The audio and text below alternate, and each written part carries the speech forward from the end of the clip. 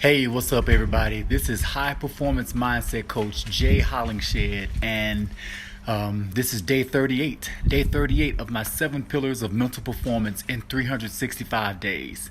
Today is Tuesday. Today's subject, third day of the week, always will be focus and concentration. Focus and concentration.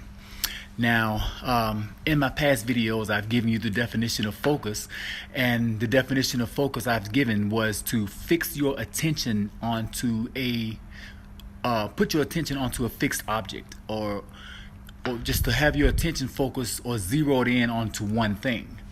Now, I've also talked about the difference in focus and concentration. Concentration is actually when you take your focus and you include your 5 senses to where you're really trying to see, taste, touch, smell, and hear a point on whatever you're focusing on. So, and I'm doing my video a little different. Usually I'm in the house where my studio lighting is set up. All my people checking in. Patrick Steinberg, Jay Baker. Oh, wow. Everybody's checking in. I appreciate you guys. I appreciate you. Lee Pearson, Herb Henley. Wow. Okay, all my people, thank you. OV, I appreciate you, brother. I'm doing something a little different. I'm usually in the house where all my studio lighting is set up. I got my lapel mic on and all that. Right now, I'm outside at my house, but I'm outside in some time to myself, some silence to where I can listen and hear.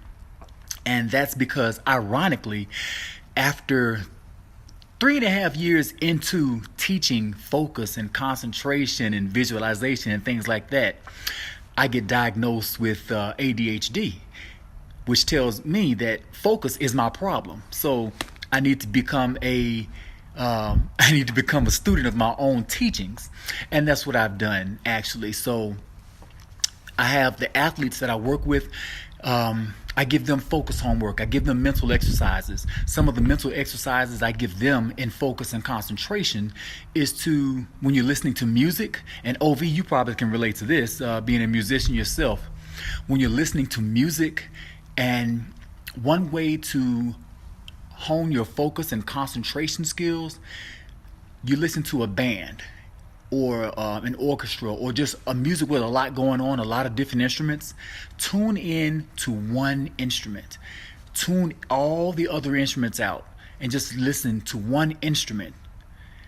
And that's, you are actually learning to zero in, and you are actually, when you do that, you're silencing everything else that you're not interested in. You're silencing everything else that you're not focused on at that time.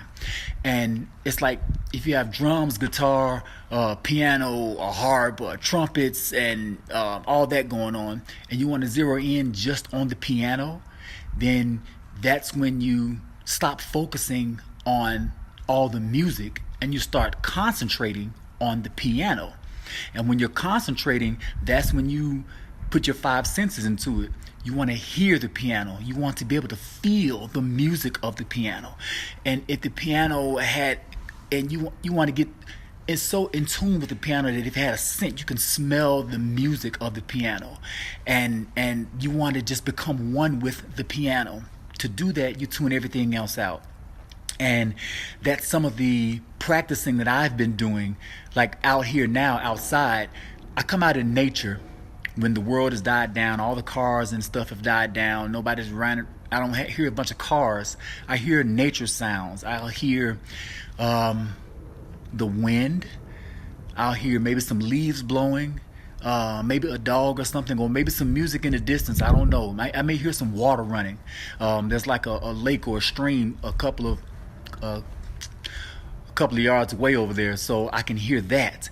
And what I do is I focus and tune in onto one thing, and I'm practicing my focus.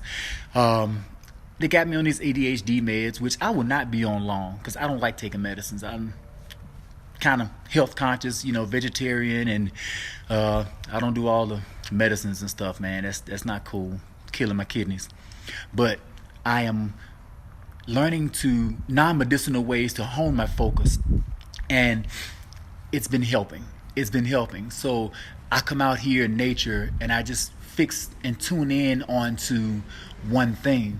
And times when I can't even come out in nature, what I would do is I would sit in my house and I would tune the rest of the outside world out and focus on my inside world. When I say that, I listen to my heartbeat without a stethoscope.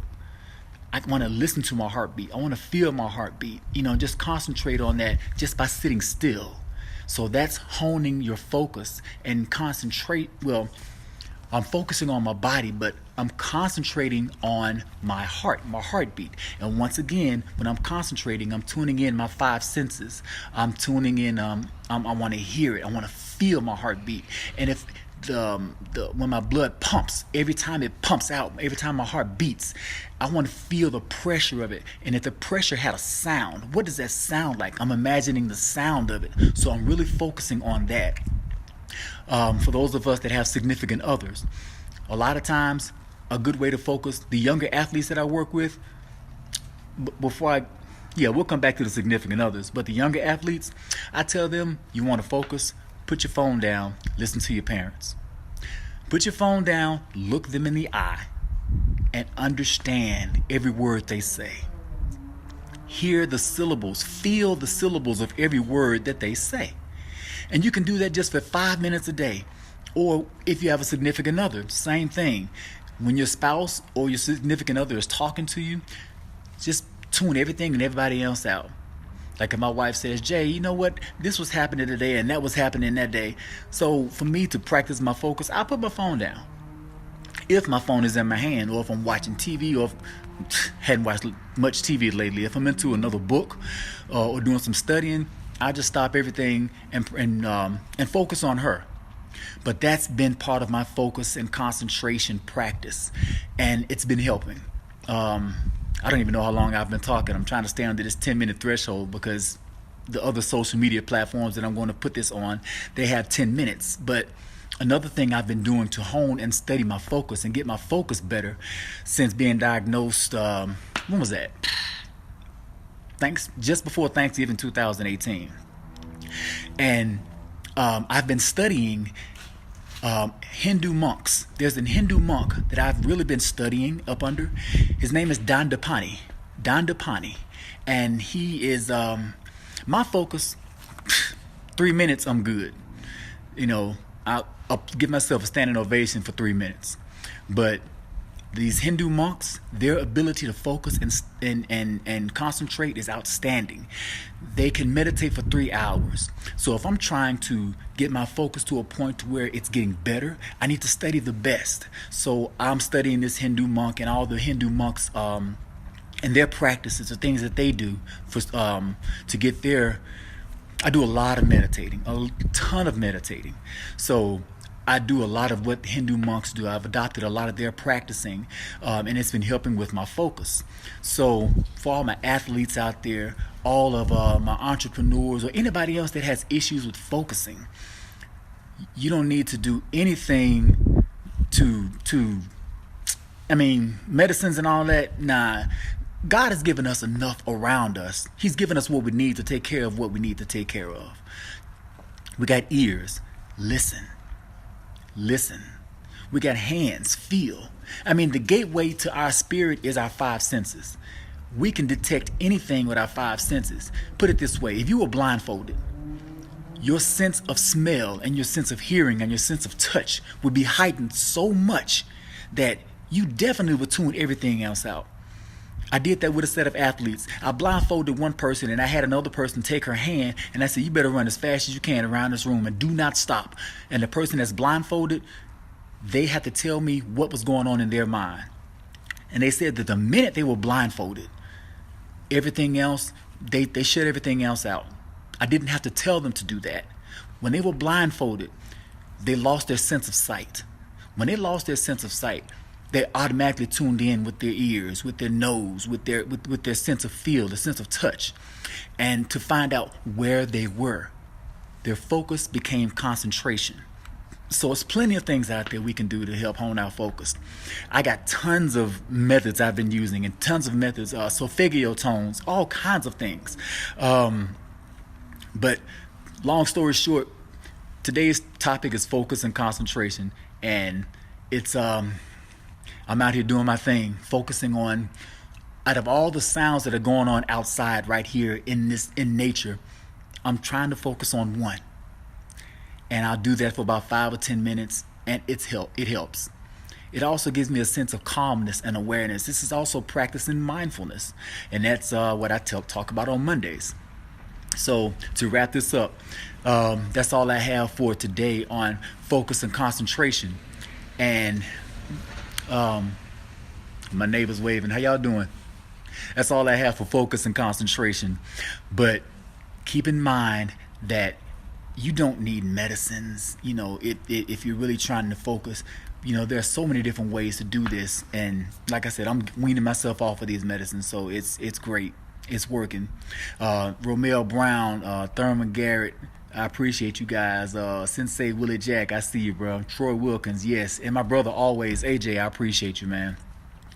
That's all I have for today's topic, focus and concentration. This is High Performance Mindset Coach Jay Hollingshed, and I'm out here focusing and concentrating right now. And I'm bringing you guys into my world, and I appreciate you guys for even wanting to tune in and be a part of the world.